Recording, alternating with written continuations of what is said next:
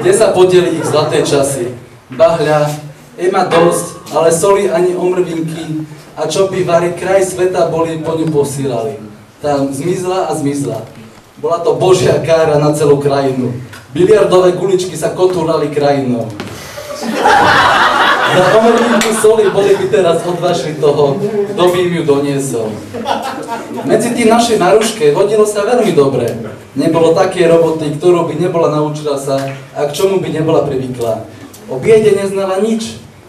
Nevedela ani o tom, čo porobilo sa v otcovskom dome a v jeho krajine. Ale múdra žena o všetkom vedela, aj kedy je čomu čas.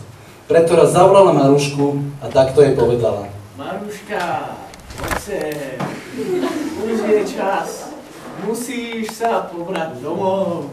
Ale čo ja môžem domov ísť, keď ma otec nenávidí? Ver tomu, že ako je rok dlhý a že už Marekovi nerástli vlasy.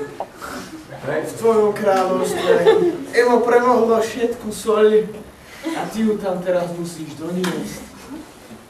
Ale verne si mi slúžila, preto dám ti niečo za tvoju službu.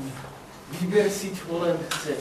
Jaj, babička, ja bych rada bola, keby iba hrnček soli mala.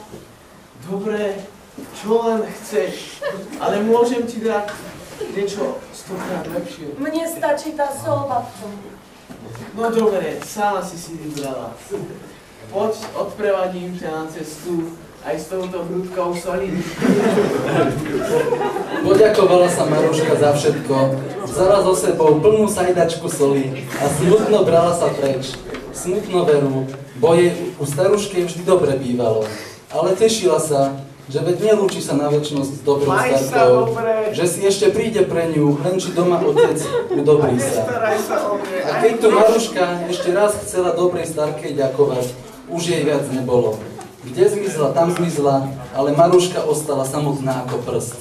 Tým hlasnejšie vzdychlo sa jej teraz za otcom. I zrezka pospiechala aj so svojou soľou k svojmu zámku.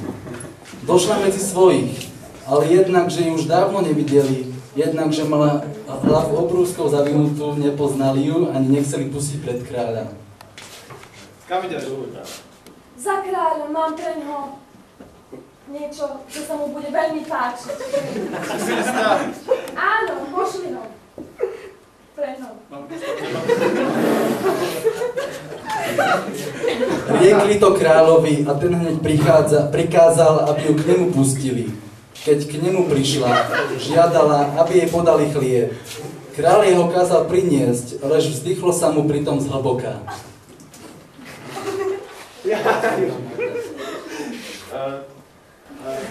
Jaj, áno, chleba máme, ale soli nemáme. A čože nie? To, čo nemáme, môžeme mať.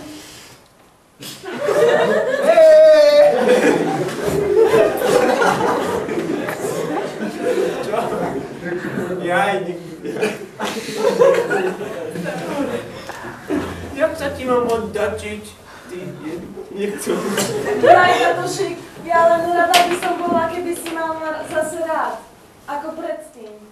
Tu kráľ divne omdlel od radosti, keď si spoznal svoju drahú Marušku. Prosil ju, aby nebanovala, čo sa stalo. Ona si otca len láskala a objímala ho. A toho milého oka svojho nespustila z neho. Veď to vraj, všetko dobre sa stalo. Roznieslo sa hneď po zámku i po meste, že najmladšia kráľová dcéra prišla a že priniesla soli. A každý zaradoval sa, že ešte sa im aj môže ofiznúť. A každému, kto len prišiel, nadelila soli zo svojej sajdačky. A keď otec v strachu, aby zasa nezostali bez soli, napomínal, aby všetko pre Boha nerozdali, že vraj pomaly s dobrým, ona vždy len to odpovedala. Dosť jej je tu ešte, tatuško. A naozaj, čo by jej koľko bola odberala, vždy ešte dosť soli mala pre každého. Len ako by to bolo na veky v tej sajdačke.